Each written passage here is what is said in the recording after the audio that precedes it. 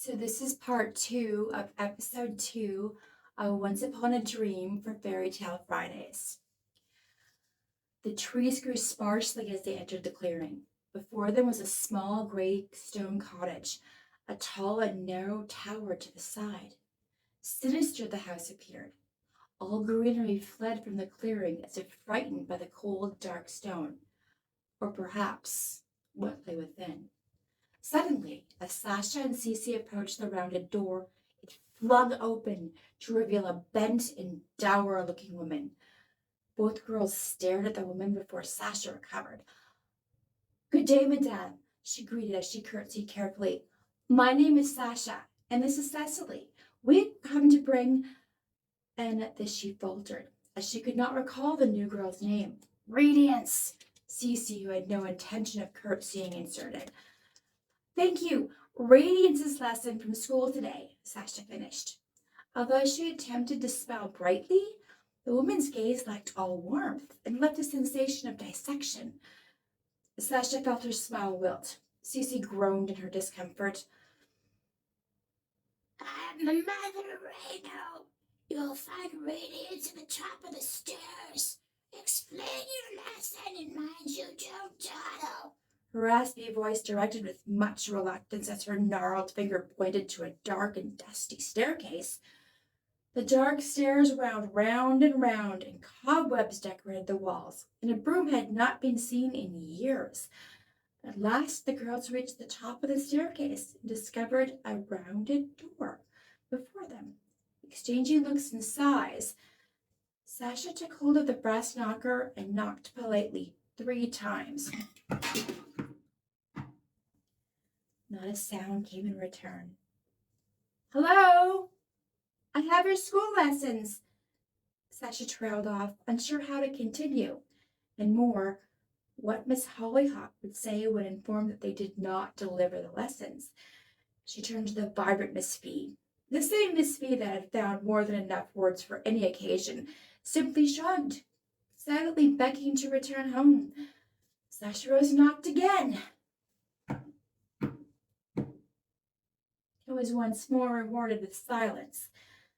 "Leave it by the door. This place is creepy and we know it has spiders. If we leave now, we can still get to the gossip section of the Prince Leonardo fan club meeting.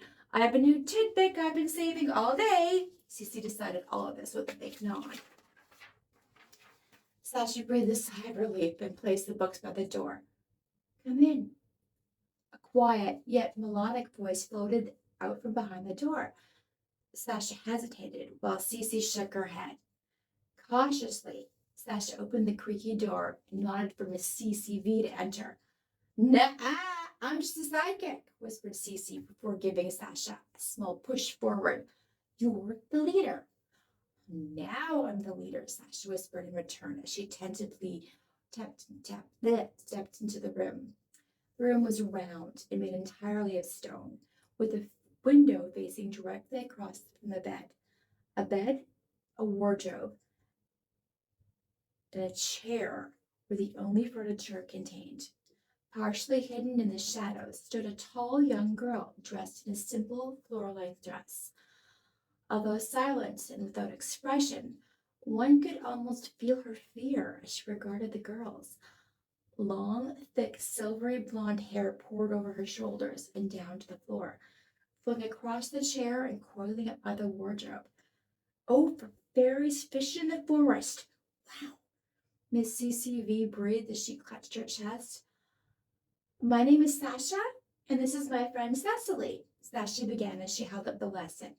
"We brought your lessons from school today." "Don't call me Cecily. I hate that name. Call me Cece."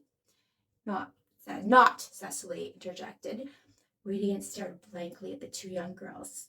From school?" Sasha explained carefully. Radiance stepped out gracefully from the shadows, and at once Sasha was struck by the sadness that etched itself across her face.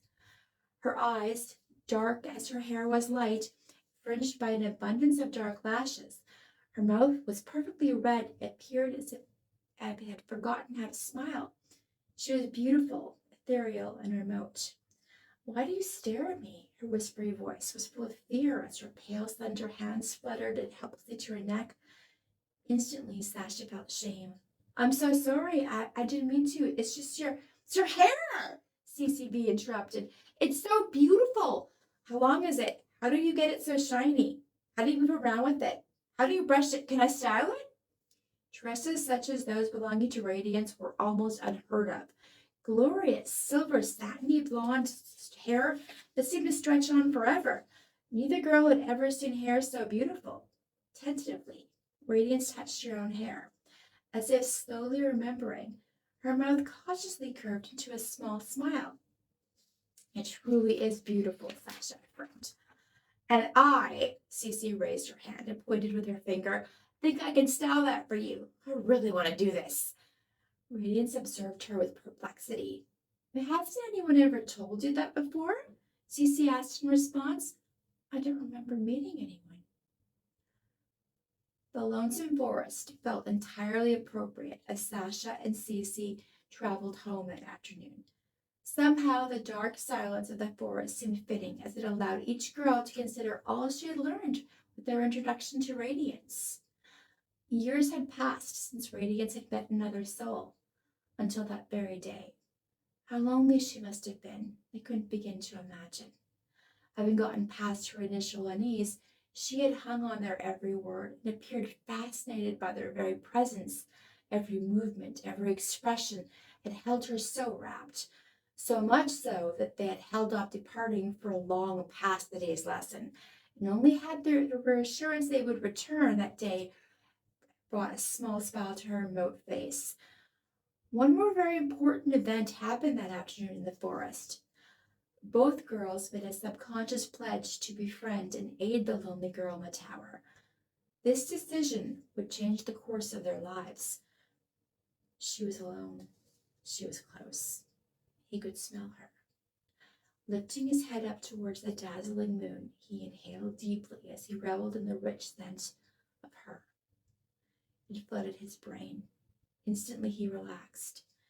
If there was a heaven, he believed it would be full of her scent. Perhaps she herself would be present. He banished the thought. This was enough. If only he could see her, smell her, it would be enough. It had to be. Silence.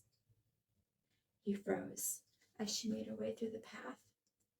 Crouched down amongst the bushes and brambles in the dusty half-light that barely infiltrated the base of the lonesome forest, he knew she would not see him. She never did. She traveled this way perhaps twice a week, each time with a basket held firmly in her tiny hands. Each time he watched her, each time he watched over her, as if he would have laid his life down for her from the moment he had first caught her scent. She stopped mere feet from him. He froze. She looked at the moon, so perfectly set in the sky. A smile spread across her lovely features. As he watched that smile spread across her face, he felt as if his own very heart would explode. Unbeknownst to her, she was among a very select group of beings who had nothing to fear in this dark and dangerous forest. He had vowed to protect her from anything and everything that could ever harm her in the kingdom of Lonstus, even from himself. Such was the love of a werewolf. So we will see you next week again. So thank you very much. Bye-bye.